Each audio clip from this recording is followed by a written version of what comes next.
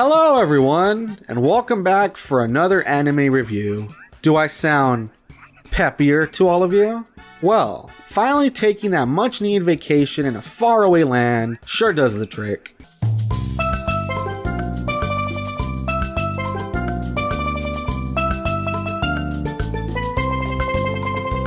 Anywho, last time I told you all the mostly lighthearted tale of a little duck dancing her way through her problems. This time, however, we're going to take a look at a much darker tale, featuring badass warrior ladies, giant swords, and epic fights against monsters. I proudly present Claymore.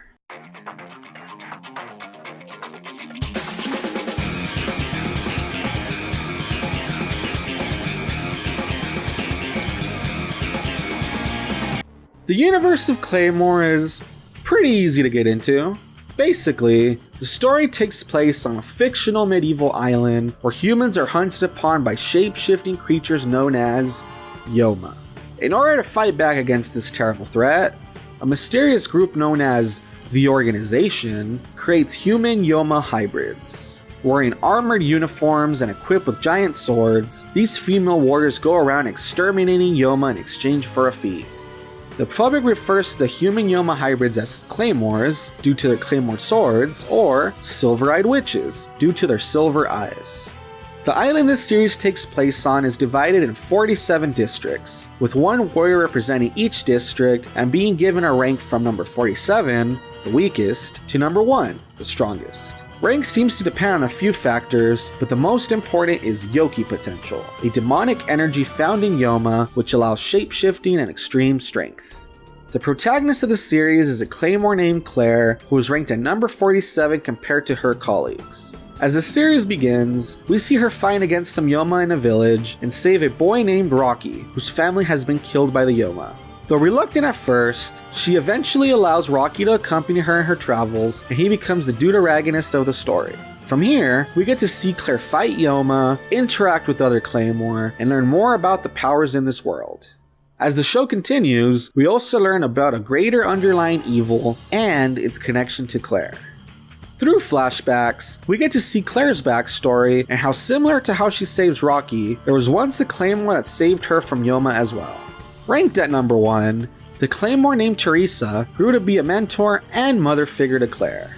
However, without giving too much away, an incident resulting in Teresa's death and one of the Claymore going rogue pushed Claire into the path of becoming a Claymore herself in order to one day find the rogue and avenge Teresa. And of course, the story wouldn't be complete without us also learning that the Organization isn't what they seem to be, and are hiding things from everyone. So at this point in the video, I don't know if I've sold you on the series, but if I haven't, then this next part definitely should. You see, I can't remember where I heard this, but apparently any good action series of anime should have the 3 Bs. Babes, Blades, and Battles. Does this series have babes? Well, all of the Claymore ladies do give off a super tough Amazonian, death by snoo vibe, but I say it counts. Does this series have blades? Heck yeah, just look at the huge swords these ladies carry around and which give the series its name. Finally, does this series have battles? You bet it does. Featuring all of the powering up of Dragon Ball Z, but none of the standing around screaming at one another, the fights in the series are exciting to watch. This means that if for some reason you do not like this series, then something is wrong with you. Because looking at Claymore through the 3 Bs principle, it goes above and beyond. Sorry folks, but clearly it's science. Okay, seriously though, the series is pretty cool and has some good stuff going for it. However, like anything else, it has some downsides to it as well. One thing that I know a lot of people who have watched the show complain about is Rocky as a character. Being that he's some kid, cut up and all this, many people just find him to be too annoying and feel that he gets in the way. While I don't exactly agree with this, I'll just throw that out there for anyone planning to watch the show. The other flaw, and one that I do think is a bit more of a big deal, is how the show ends. Unfortunately, like many anime adapted from a manga, the manga was still going when the anime was made, and because there was no ending to the story yet, the anime goes in a different direction. There is still an ending to the series, but it's kind of left open. This is unfortunate, but what they give us is still pretty well done, and you can always look up the manga if you want to know where the story goes and how it ends. So, there you have it everyone. Claymore, an anime that I think is pretty cool and worth your time, yet never really seems to come up in discussions anywhere when talking about anime. Similar to Princess Tutu, seems to have been kind of forgotten or overshadowed by other anime since then. But hey, that's why I'm here reviewing it, so hopefully you can take a look and discover a hidden gem, featuring badass warrior ladies, impossibly huge blades, and ghoulish monsters. I don't think you will regret watching this show. But hey, that's just my opinion. And remember, don't take anything I say too seriously. After all, I'm just a wannabe reviewer.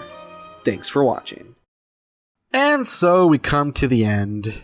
To everyone who took the time to watch this video, thank you, and thank you again. Any and all feedback is welcome, so feel free to like, dislike, share, or comment below. And if you thought I did well, why not subscribe and ring the bell? The people who made the art and new intro for my channel are in the description below, so why not check them out? I hope to jump down the meter rabbit hole with you all again soon. Until next time.